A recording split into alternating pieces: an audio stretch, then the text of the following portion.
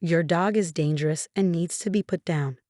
Margaret's shrill voice pierced through my phone, rattling me as I stood in the hospital corridor.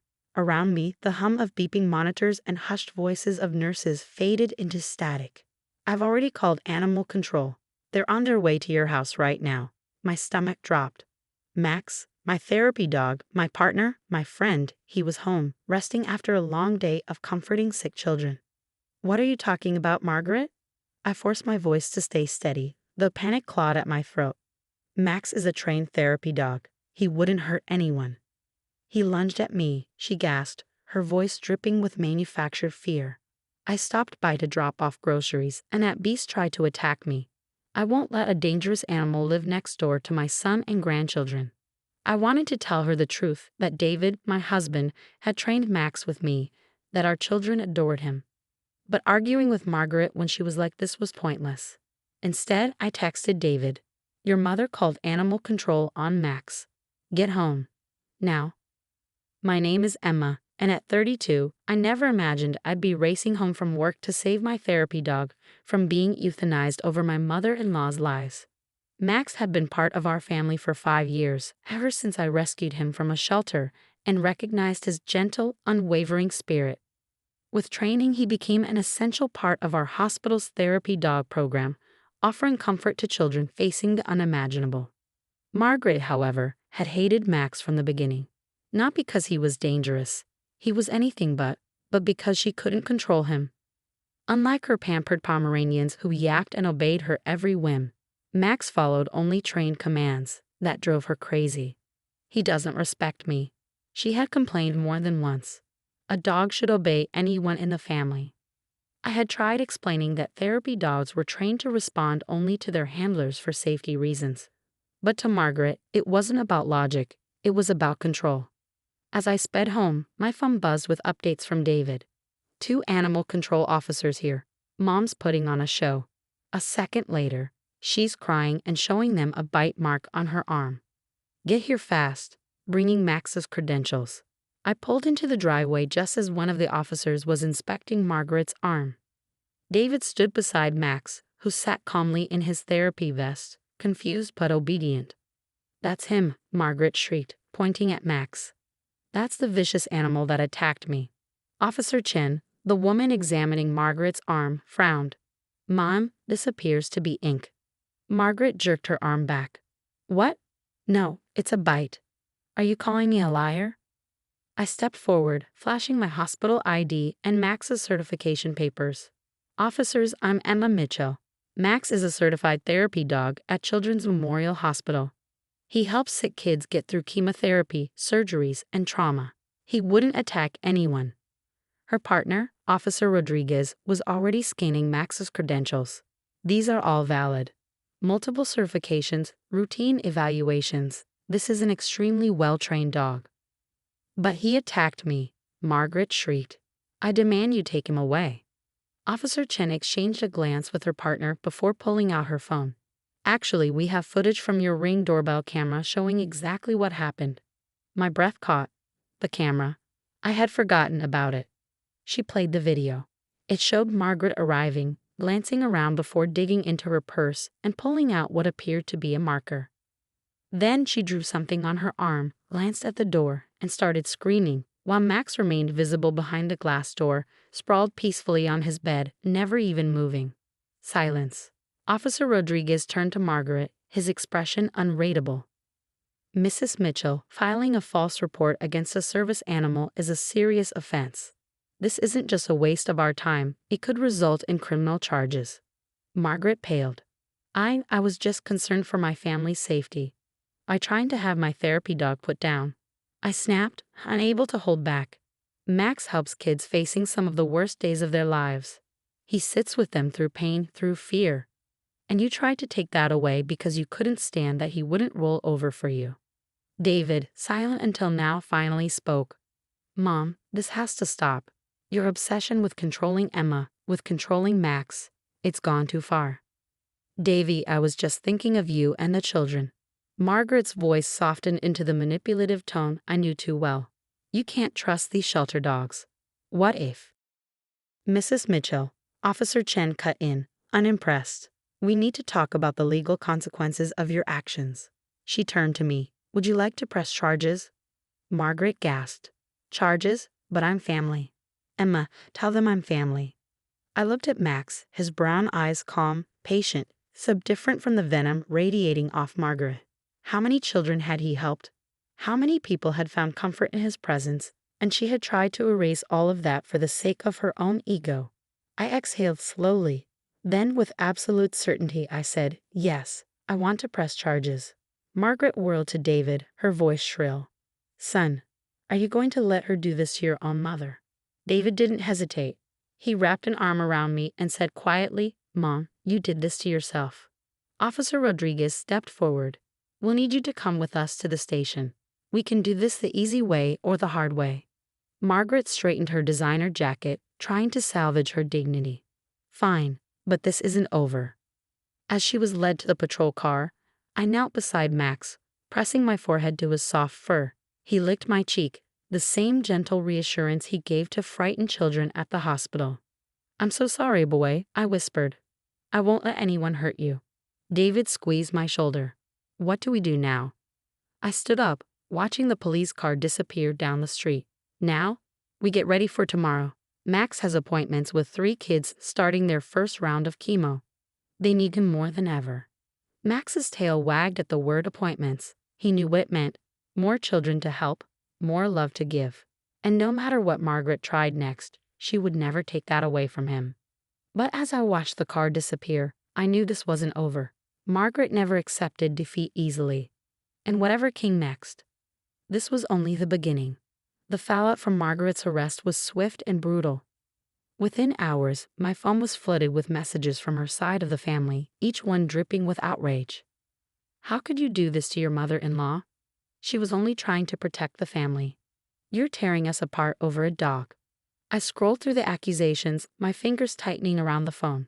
Max rested his head on my lap, a silent pillar of comfort. Across the kitchen, David paced, phone pressed to his ear as he argued with his sister, Karen.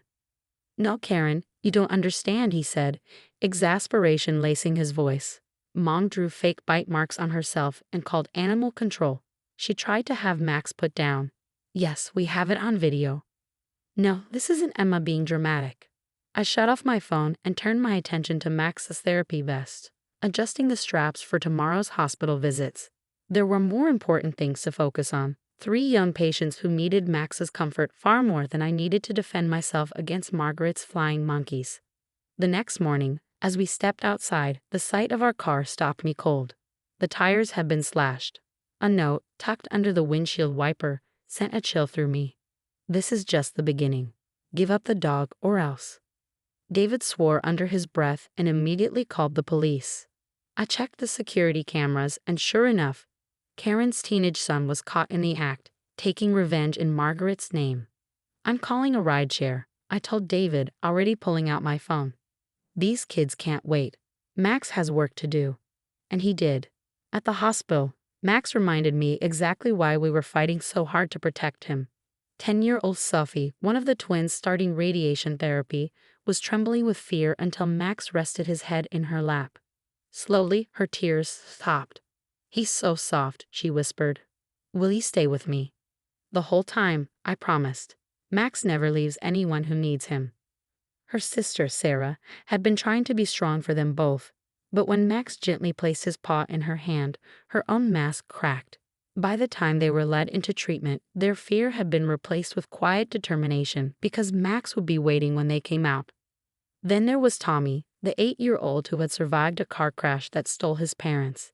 He hadn't spoken a single word since the accident, responding only with nods and head shakes. But when Max trotted into his room, tail wagging, something shifted. Max didn't wait for a command. He walked straight to Tommy's bedside and laid his head beside the boy's hand. Tommy hesitated, then his small fingers reached out, brushing through Max's fur. Dog, he whispered. The nurse gasped, dropping her clipboard. It was the first word he had spoken in 2 weeks. The moment stayed with me long after we left the hospital. But whatever warmth I felt vanished the second we pulled into our driveway. Margaret was standing on our front porch, freshly released on bail. We need to talk, she announced as I stepped out of the car. This has gone far enough. Max pressed close to my side, alert but calm. There's nothing to discuss, Margaret. You tried to have my therapy dog killed and got caught. Whatever happens next isn't up to me. She scoffed. Don't be difficult. I'm offering you a deal. Drop the charges, and I'll help you find a more suitable pet. Something appropriate for children, like my Pomeranians. I let out a short, incredulous laugh. You mean the dogs that actually bit the mailman last month? The ones no one invites to family gatherings because they're aggressive. Her face darkened. That was different. They were protecting their territory. And what was Max doing when he faked those bite marks? Sleeping in his bed, helping no one. I shook my head. Go home, Margaret. We're done here. Her lips curled into a sneer. You're making a huge mistake. Think about David's position at the firm. Think about your children's relationships with their cousins. If you insist on this vendetta, everything could change. I exhaled sharply, anger coiling in my chest. My vendetta. You tried to have an innocent therapy dog euthanized because you couldn't control him. You're the one threatening our family because you got caught in a lie. At that moment, David pulled into the driveway, stepping out with a hardened expression. Mom, you need to leave, he said, his voice firm. Your lawyer advised you to stay away while the case is pending. Margaret's smile turned smug. Oh, I've already handled that. The charges will be dismissed by morning. Judge Patterson is an old family friend, and he agrees this has been blown out of proportion. David and I exchanged a glance. Without a word, I pulled out my phone and hit record. So you're saying you've spoken to the judge presiding over your case? Outside of court, I asked. The color drained from Margaret's face. That's not what I meant. Really? Because it sounded a lot like judicial interference. I tilted my phone, making sure the camera caught everything. I'm sure the DA would be very interested in this conversation. You wouldn't dare, she hissed, but her confidence was unraveling. Try me, I said eagerly. Now leave before we add trespassing to the list. She turned to David, her last hope. Son, are you really going to let her destroy this family? His answer surprised us both. The only one destroying anything is you, Mom. First with your lies about Max, and now with your attempts to manipulate the system. When does it stop? Margaret's face twisted with rage. This isn't over, she spat before storming off. You'll regret this, both of you. As she peeled out of the driveway, David wrapped an arm around me. You okay? I nodded, scratching Max's ears. Better than okay. For the first time, I feel like we're finally standing up to her. Me too, he admitted. But she meant that threat. She's not done. I thought about Sophie and Sarah, about Tommy whispering his first word, about every child who needed Max.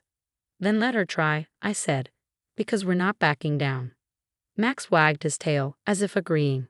We didn't know what Margaret would try next, but whatever it was, we would face it, together. That night, as I curled up on the couch, my phone buzzed with a text from an unknown number.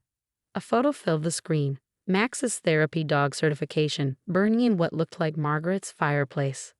Below it, a message. Oops, guess he can't work without these. Your move. I showed the screen to David. His jaw tightened, his anger barely contained. But I just smiled. She still doesn't get it, I murmured. She thinks this is about paperwork. David kissed my forehead. And that's exactly why she'll lose. Max lifted his head, his warm brown eyes full of trust. Tomorrow, we deal with whatever came next. But tonight we have this moment, and we weren't afraid. Margaret wanted a war. She had no idea she'd already lost. The following week, Margaret launched her most ruthless attack yet.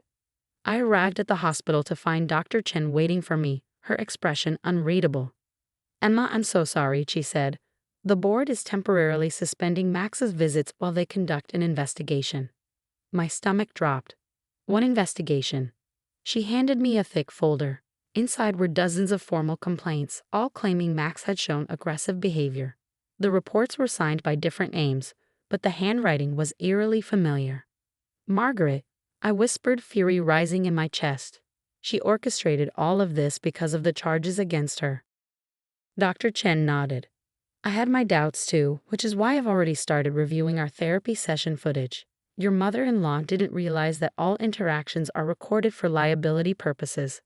Hope flickered, but my mind was on Sophie and Sarah, on Tommy, on all the children who needed Max. What do I tell them? I asked, voice tight. Before Dr. Chen could answer, Tommy's nurse burst into the room, breathless. Emma, you need to come now. Tommy's having a panic attack. He's asking for Max. I bolted down the hall, my heart pounding. Tommy was curled into a ball, gasping for air. When he saw me walk in alone, his eyes filled with tears. Want? Max? He choked out. Then a voice came from behind me. Actually, I have something to show the board right now. David. He stepped forward, holding his laptop. My mother forgot one important thing. My law firm handles the hospital's security footage. He played a compilation of Max's sessions, showing nothing but gentle, healing interactions. But then came the real proof. Recordings of Margaret bribing hospital staff and pressuring them into filing false reports. Within hours, the board reversed its decision. Margaret's plan had backfired spectacularly, adding witness tampering to her growing list of charges. But she wasn't finished yet. That night, as we celebrated Max's reinstatement, we got a call from the police. Mrs. Richardson, your mother-in-law has been arrested, Officer Chen said. She broke into your home. The security footage told the rest of the story. Margaret had entered with a vial of sedatives, clearly meant for Max. But instead of finding him alone, she found Officer Chen, who had been installing additional security measures after her last stunt. This time, the officer continued, there won't be any bail. The case against Margaret was airtight. Between the false reports, tampering, breaking and entering, and attempted animal harm, she had no way out. In the end, she took a plea deal, mandatory psychiatric evaluation, probation, and most importantly, a permanent restraining order keeping her away from us. 6 months later, I watched as Max gently nudged Sophie's hand during her final radiation session. She and her sister were in remission. Tommy had begun speaking in full sentences, often telling Max stories during their visits. He saved us, Sophie's mother said tearfully, not just from the illness, but from the fear. How could anyone try to take that away? I thought about Margaret, now in court-ordered therapy, forced to confront the control she had clung to so desperately. David's relationship with her would never be the same. But we were at peace with that. Max, unaware of the war fought over him, simply continued his work, loving, comforting, healing. Margaret had never understood that his power wasn't in certifications or credentials. It was in his capacity for unconditional love, something she had never learned to give or receive. As we left the hospital, I caught our reflection in the glass. Me, a therapy dog, and the lives he had changed. Margaret had tried to destroy that. She had only made us stronger.